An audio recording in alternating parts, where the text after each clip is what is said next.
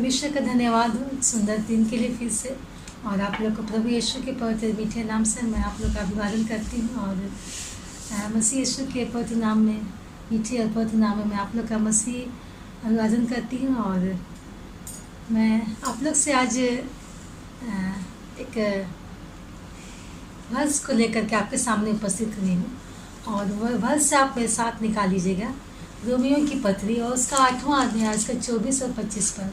Romeo की पत्री उसका 8वां अध्याय, 8 अध्याय और उसका 24 और 25 पर। उसमें इस प्रकार लिखा हुआ है, इस आशा के द्वारा हमारा उद्धार हुआ है, परंतु जिस वस्तु की आशा की जाती है जब वह देखने में आए तो फिर आशा की जाती है। जब वह देखने में आए तो फिर आशा कहाँ रही? क्योंकि जिस वस्तु को कोई देख रहा है उसकी आशा क्यों करेगा? परंतु जिस वस्तु को हम नहीं देखते, यदि उसकी आशा रखते हैं तो धीरज से उसकी बाट जोते भी हैं। आमीन। सुंदर वचन पर परमेश्वर का बहुत बहुत धन्यवाद हो। यहाँ पर वचन, जी हाँ, एक प्रतिज्ञा के विषय में यहाँ पर वचन हमें बता रहा है। जी हाँ, कैसा प्रतिज्ञा है? यहाँ पर परमेश्वर की ओर से एक प्रतिज्ञा है हम विश्वासियों के लिए। जी हाँ, परमेश्वर की ओर से एक प्रतिज्ञा है हम विश्वासियों के लिए।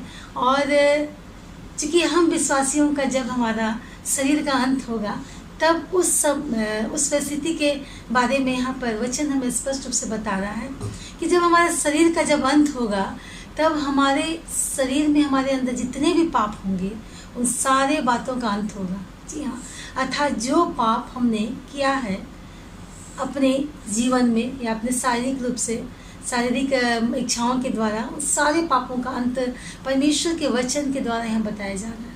उन सारे पापों का अंत होगा। हम विश्वासियों के लिए परमेश्वर की ओर से प्रतिज्ञा है। एक विश्वासी का शरीर के विषय में यहाँ पर बताया गया है। और उसके बुरे प्रभाव, मतलब जो हमारे पाप जब हमारे जीवन में आते हैं तो जो कुछ उसका बुरा प्रभाव होता है हम लोग जानते हैं।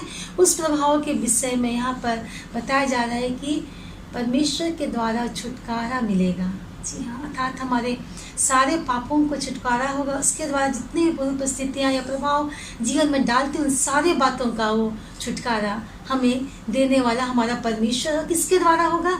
हमारे परमेश्वर के पुत्र के, अर्थात हमारे प्रभु यीशु मसीह के द्वारा ये हमें छुटकारा मिलने वाला है। अच्छा, नहीं बताती है। हम गलातियों की पत्री उसका 5 अध्याय का 5 पद पढ़ते, उस पर क्या लिखा हुआ है? क्योंकि आत्मा के कारण हम विश्वास से और आशा की हुई धार्मिकता की बाट जोहते हैं। जी हाँ, वचन बता रहा है हमें कि विश्वास के द्वारा, जी हाँ, ये विश्वास के द्वारा जो आशा की वस्तु है, वो धार्मिकता की जो बातें हैं उसकी बाट जोहते हैं और उस शारीरिक छुटकारे की बाट जोहते हैं जो प्रभु यीशु मसीह के द्वारा हमारे जीवन में आने वाला है। इस शारीरिक पाप के छुटकारे के विषय में हम लोग यहाँ परमेश्वर के आने का इंतज़ार करते कि परमेश्वर के द्वारा हमारे हर एक शारीरिक जो बंधन है, हमारे शारीरिक क्रियाकलाप जो संसार के द्वारा जो उत्पन्न होती है, उस सारे बातों का अंत हमारा प्रभु यीशु मसीह, परमेश्वर का पुत्र, वो जब हमें छुटकारा देने के लिए आएगा तो सारे बातों का हमारा अंत करेगा।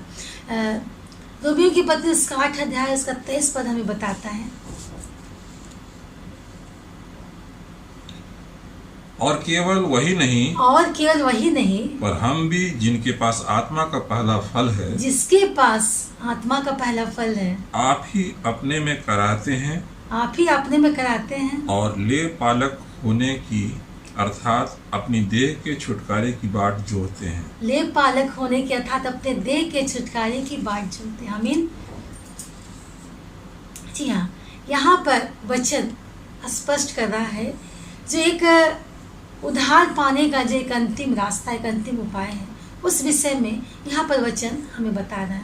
जी हाँ, यहाँ वचन हमें स्पष्ट रूप से बता रहा है जो हमें उद्धार पाने का जो रास्ता है, जो मार्ग है, वो अंतिम मार्ग के विषय में यहाँ पर बताया जा रहा है कि जिसके द्वारा हमें आत्मा का फल, जी हम जानते हैं आत्मा का फल क्या क्या होता है। जी हाँ, मेल, प्रेम, धीरज, कृपालु, दया, करुणा, ये सारे बातें जो है आत्मा के फल हैं। और ये एक पुत्र जो हमारा प्रभु यीशु मसीह जो है उनके द्वारा, जी हाँ, ये उनके द्वारा ये लेपालक पनथात एक परमेश्वर के पुत्र होने का अधिकार हमें दिया गया है, और इसी अधिकार के द्वारा हमारे जीवन में वो छुटकारा आने वाला है।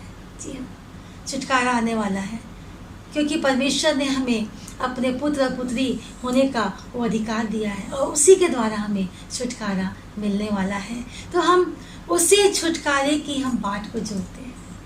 जी हाँ, अनदेखी जो हमारा जिस उस आशा को देखते हैं जो हम लोग कभी देखे नहीं हैं। अगर हम जिस आशा को देखते हैं तो उसका कोई मतलब नहीं होता, लेकिन उसी आशा के बारे में यहाँ बताया गया जिस आशा को हम लोग नहीं जानते उसके इंतज़ार में हैं। तो परमेश्वर हमारे लिए एक छुटकारे की प्रतिज्ञा को करता है। यहाँ हम रोमियो की पत्री उसका 8 अध्याय उसका 19 पद हम पढ़ते हैं, उसमें क्या लिखा हुआ है? क्योंकि सृष्टि बड़ी आशा भरी दृष्टि से परमेश्वर के पुत्रों के प्रकट होने की बाट जो रही है। परमेश्वर के पुत्रों, जी हाँ, पुत्र नहीं बल्कि पुत्रों के होने का बाट जो रही है। जी हाँ, यहाँ पर जी हाँ, परमेश्वर के पुत्रों, है ना, परमेश्वर के पुत्रों के प्रकट होने की आशा को की जा रही है। यहाँ पर बड़े ही उत्साहपूर्वक तरीके से, हम निराशा से नहीं पर हम उत्साहपूर्वक तरीके से हम प्रतीक्षा कर रहे हैं, प्रतीक्षा की जा रही है, और उस स्थिति को, जी हाँ, उस स्थिति को हम उत्सुकपूर्वक, सहनशीलतापूर्वक, हम धीरज के साथ जो हम वर्तमान जीवन में जो दुख और क्लेश जो हम अपने जीवन में जो हम उठा रहे हैं, जी हाँ, उससे, उस सब से छुटकारा देने के लिए हम उस महिमा का जो हम पर प्रकट होने वाला है उसकी बात जोड़ते हैं। हालेलुया। परमेश्वर का वचन, कितना अच्छा वचन परमेश्वर आज हमें हमसे बता रहा है कि जो कुछ परमेश्वर ने वो आशा जो अपने पुत्रों के लिए रखा है, अर्थात हमारे लिए और आपके लिए जो आशा रखा है, और उसकी हम प्रतीक्षा कर उसकी बाट जो रहे हैं, जी उसकी बाट जो रहे हैं। क्यों? क्योंकि जो कुछ हम दुख और क्लेश के समय अभी हम अपने जीवन में जब व्यतीत कर रहे हैं, जीवन में जी रहे हैं, तो उन सारे क्लेशों से या दुखों से वो महिमा जो प्रकट होने वाली है उसकी हम बाट जो रहे हैं, उसकी हम आशा कर रहे हैं। जी हाँ, तो परमेश्वर का वचन सच में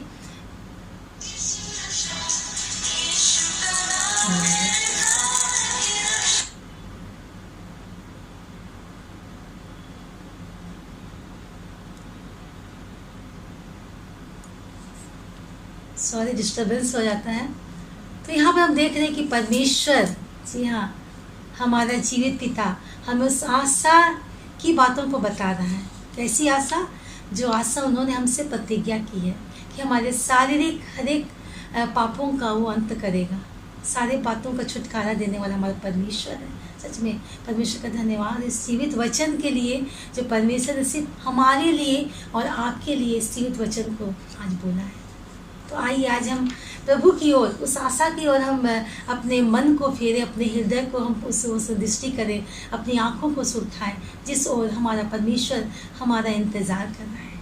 धन्यवाद करते प्रभु सुंदर वचन के लिए, यही प्रार्थना करते। धन्यवाद पिता परमेश्वर, सुंदर वचन प्रभु जो तूने दिया हमारे जीवन में प्रभु जी, और हम पाते हैं प्रभु जी कि हम उस आशा की ओर प्रभु जी बढ़ते हैं जिससे हमने देखा नहीं प्रभु जी।